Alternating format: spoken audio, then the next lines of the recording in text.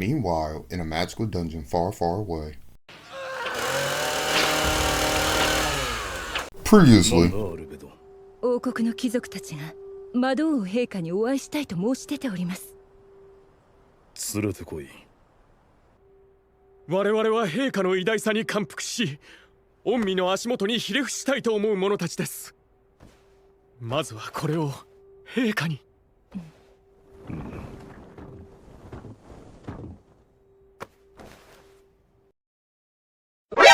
何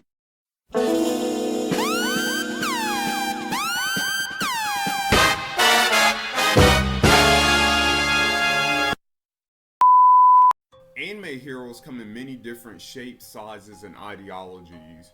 From the wimpy yet endearing harem leads who take the ladies' punches while taking your favorite waifus, to the blood-soaked anti-heroes who will save or murder you depending on what side of the bed they fell off that morning. No other hero attracts your attention more than one dealing with the duality of man versus monster.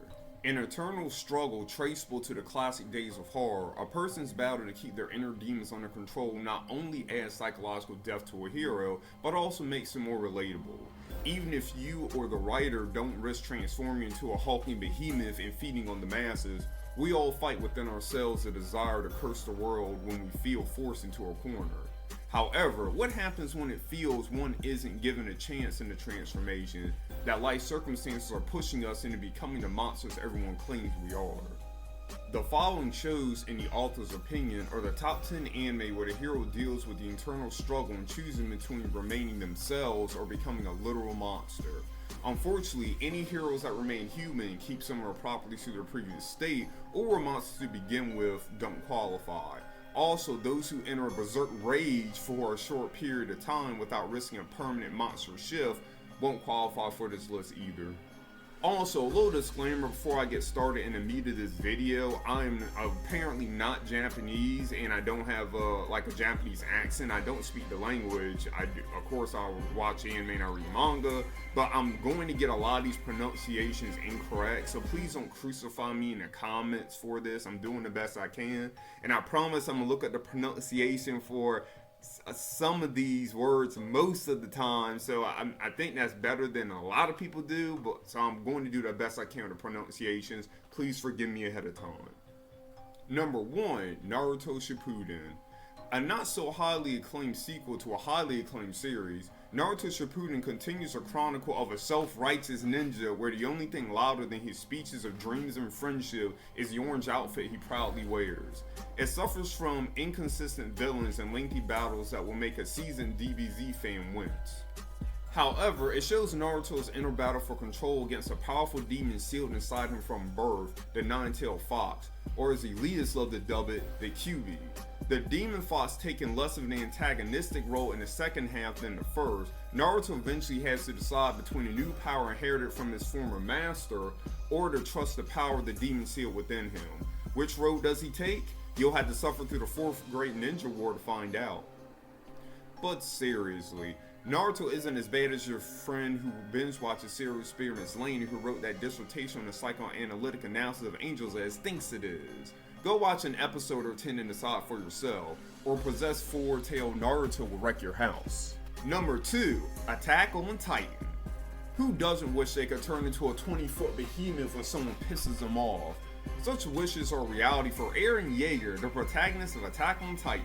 Traumatized as a child after seeing his mom getting turned into a morning snack by Titans, Erwin has one goal in mind: to murder every single Titan, to completely genocide them all. Well, there's also something about getting tired of humans being hunted to near extinction and desiring to see the world outside the walled hovel humanity now calls home, but mostly to genocide all the Titans. As luck would have it, Eren Yeager suffers from protagonist syndrome, which guarantees him a past he can't remember and a hidden power to turn to one of the badass monsters he hates so much. Combine this with the destitution and angst the characters experience, making the emotional confidence in the show appear genuine, and Eren struggling to discover what he is while learning how to not turn his teammates into lunch when he transforms, and you have a halfway decent show on your hands. Actually, I think the show is pretty good. Speaking of giant monsters, number 3 is the Dragon Ball series. Unless you've been living under a rock in a box on top of a 50-foot shop, everyone's heard of Dragon Ball Z. the show that saved anime in America in the mid-90s. Pokemon, Sailor Moon, Yu-Gi-Oh fans, please put your hands down. The awesome anime kids are talking here. However, the writer always had a grudge with his contemporaries concerning this all-time classic. Take away the Z and add a GT and everyone gets pissed. Take away the Z for Super and everyone gets hyped. Unfortunately, when you take away the Z and add nothing, people stare more dumbfounded than an amnesia patient held in a clean room. Dragon Ball is the anime that started it all. When Yamcha had a debilitating fear of women, Krillin was a threat as Goku's rival, Piccolo's more evil than maternal, and Bulma would show you her cha-cha to get what she wants. Seems like a long time ago, doesn't it? Despite all these facts which seem like a distant fanfic compared to the Dragon Ball Super of today, the most surprising was Goku's ability to turn into a giant rampaging monkey on the night of the full moon. Goku's Giant Ape transformation was so formidable he killed his adopted father, Grandpa Gohan, during one of his rampages. The only way Master Roshi could deal with the problem was to obliterate the moon. All the deaths caused by sudden tidal and climate changes were a small price to pay, right? It was only later in Dragon Ball Z when our heroes learned removing a Saiyan's tail from the root prevented the transformation and ended the threat of Goku getting the worst case of full moon madness while going on moonlit strolls. Number 4, Bleach. Watch it, don't drink it, kids. You've been advised. Man, how the mighty have fallen. You love Bleach, the writer loved Bleach, everyone loved Bleach. It was the anime with the most boring protagonist ever, but a party of interesting, eccentric side characters you wouldn't want to miss for the world. Then the fillers, anime jargon for episodes steering away from the central conflict or the source of material's original path, came. We got more filler than a cheap Chinese restaurant using more flour than meat in their dishes. More filler than an apple pie baked to perfection, filled with air. Bleach followed the journey of protege Ichigo Kurosaki to rescue his perpetually damsel in distress friends while killing evil spirits who refuse to pass on, called Hollows, on the side. Watching Ichigo discover he has the abilities of everyone he meets, like he's the most overpowered Superman ever bred, may at times seem as fun as watching a puddle of bleach dry. But one ability made Ichigo just as incredible as his more interesting Soul Reaper colleagues, his ability to turn into a hollow. At first barely able to control himself, Ichigo's hollowification begins with him wearing a mask fit for a horror movie while split personality mercilessly slashes through any perceived threats. During his further stages, he becomes Berserker, completely unrecognizable from his human self, where only the power of friendship can bring him back to his sanity. Bleach may become one of the most despised, biggest anime you've ever heard of, with some hardcore believers still clinging to the Save Rukyo and the Aranakar, I'm butchering that, as its saving graces, but there is one thing any anime fan will agree on. You don't want to get on the bad side of a hollow Ichigo. Number 5, Overlord. In the anime Overlord, the story's lead finds himself trapped in his favorite RPG with all the NPCs in the game, including those tasked with protecting his team's guild, now sentient. What sets Overlord apart from your run-of-the-mill trapped in the game storyline is one teensy detail. Every NPC and player in their guild had to be a monster. In the worst case of the old wise tale that if you keep making that face it'll get stuck like that, the longer our Skeletor-obsessed lead finds himself trapped in his monster state, the more his personality transforms to fit the character, from feelings of compassion being bone dry and apathy to his libido dying quicker than a dead man's. Well, you get the idea. Finding yourself trapped in the body of an undead in your favorite RPG may seem like a condemnation to a virtual hell, but I get the feeling Ainz is making the most of his situation by being a high-level wizard, commanding his own guild of powerful monsters, and having a hot second in command who he accidentally programmed to fawn over his every move. Number 6, is this a zombie? Not all monsters are created equal. Some are big, some are small, some are eldritch horrors beginning an H.P. Lovecraft story, some are boringly unrecognizable from us humans, some are ferocious and deadly, some just want to have an easy life while making us laugh our butts off. Ayumu Aikawa, the hero of Is This a Zombie, fits the farthest ladder of the group. An ordinary high school boy who just wants to live in peace. His life takes a turn for the crazy when he gets murdered by a serial killer. As luck would have it, Lady Hellscythe, an extremely broken necromancer who's taken a vow of silence for reasons I can't explain for fear of getting jumped by anti-spoiler advocates, happened to be walking by upon his demise, so she revived him as a zombie. It seems like a situation falling from bad to worse, but Ayumu gets a good deal with his special brand of zombification, considering he eats normal food, lacks the safety limiters normal humans have on restraint, can't be killed, and can transform into a magical girl. Yes, I didn't missay that last part. Add in other dilemmas like horny monsters, magical girls wielding talking chainsaws, and busty vampire ninjas, and you have a recipe for Ayumu's disaster, but our hilarious enjoyment. Number 7, Parasite, the Maxim. Ever seen The Thing? Please follow my advice and do the following for maximum enjoyment.